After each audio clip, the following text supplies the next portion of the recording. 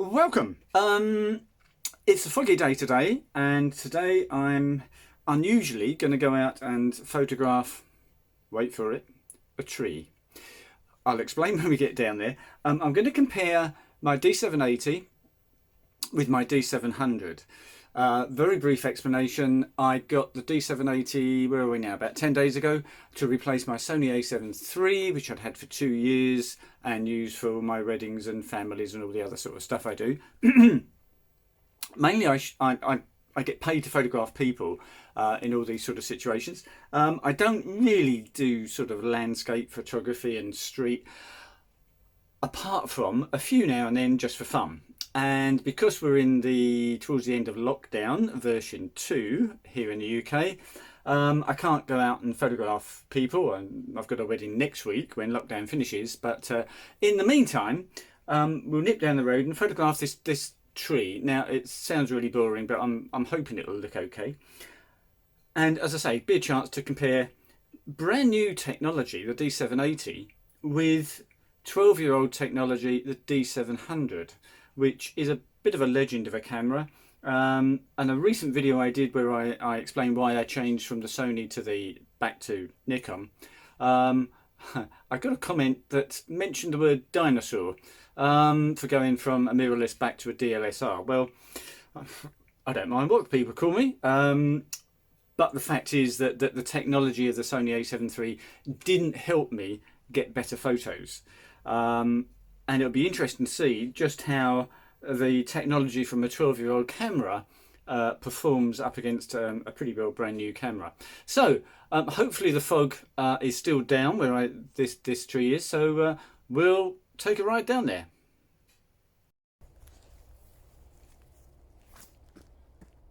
Hi.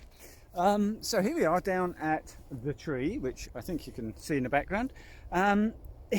It's actually a lot more foggy than I thought it was going to be, and actually it might be a problem actually making the tree out and getting enough detail and contrast in the tree because it is so foggy. Now I could get closer. I've got a 50mm lens on the D700 I'm using first.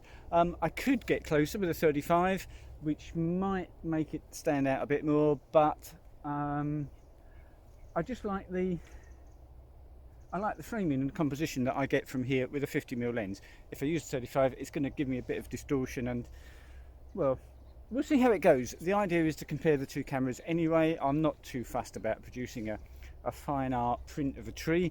It's more to see how the two cameras perform against each other. So very briefly, setup is manual, simply because it's a bit of an unusual kind of setup. In that it's really foggy, so I just wanted to be able to make sure that I've got the right sort of exposure. So I used live view.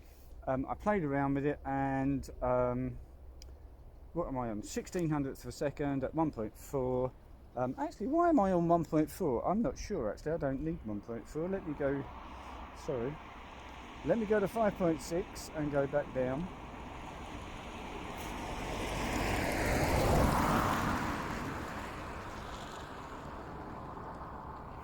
Okay.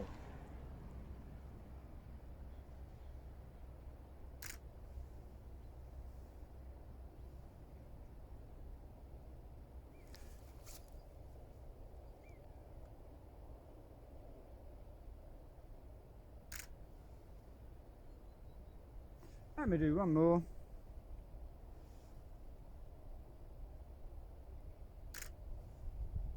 Okay, so we've got a range of shots there.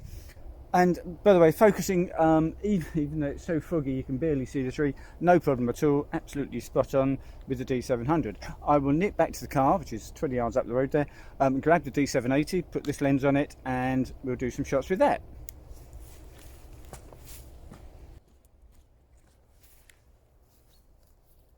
Okay, D780. Now of course live view is so much easier to get into, so we're going to use f6.3. I've got auto ISO, so hopefully if I just I'm going to drop the exposure by 2/3 of a stop. I'm using auto area AF, and that took the shot. If I just go back to normal shooting, sorry, I hope you can hear me okay.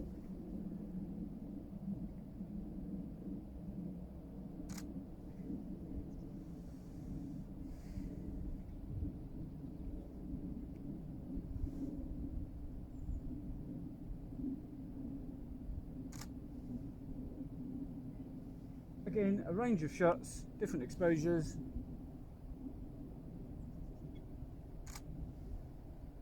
Normally I wouldn't be quite so fussy, but with the fog as it is, I do want to make sure that I've got one shot where I've actually got some contrast between the tree and the fog.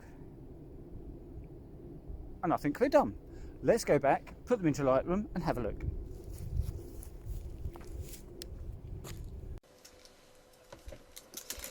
Okay, so what I've done is imported the photos into Lightroom here.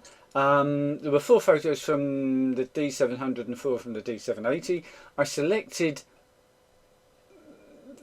a photo from each that was very, very similar.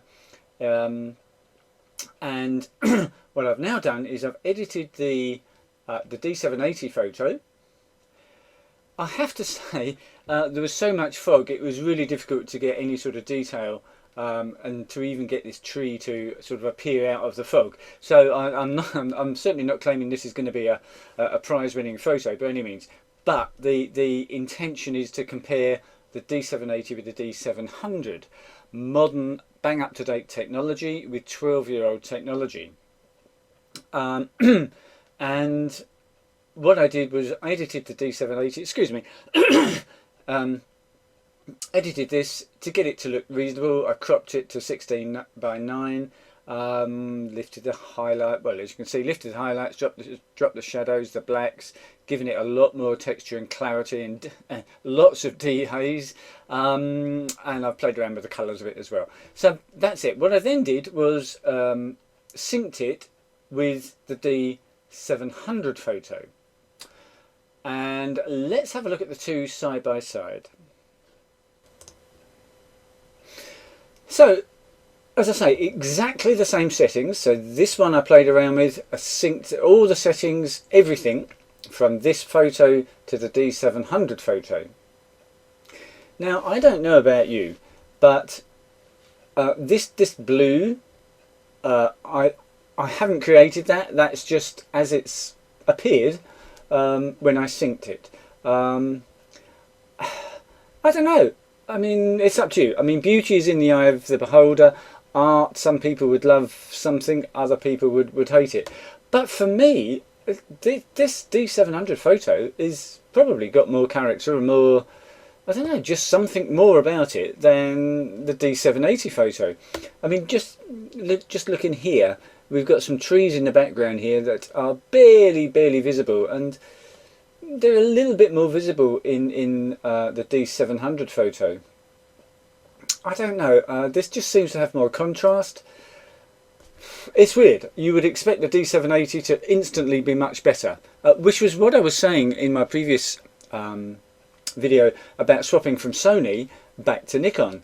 The Sony camera, given this situation, would have been, I was going to say, even more bland than the D780. I mean, I shouldn't say that the D780 is a bland photo compared to the D700, but I'm sorry, I think maybe it is.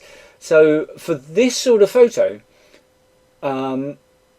as I've done for many years, in fact ever since I had the D700, for some photos it is better than the D780, in my view.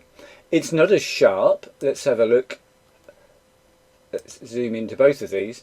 Bear in mind that the D700 isn't zoomed in as much because it's only 12 megapixels and not 24.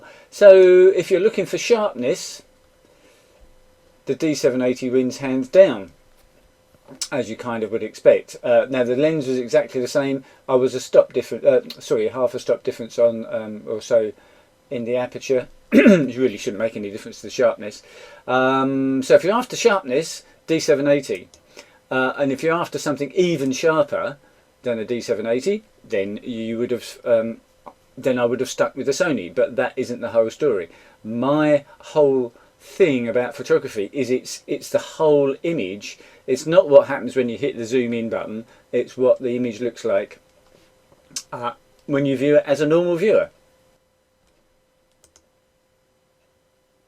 So that said, have I made the right choice in buying the D780? Well, yes, because when I go to a wedding,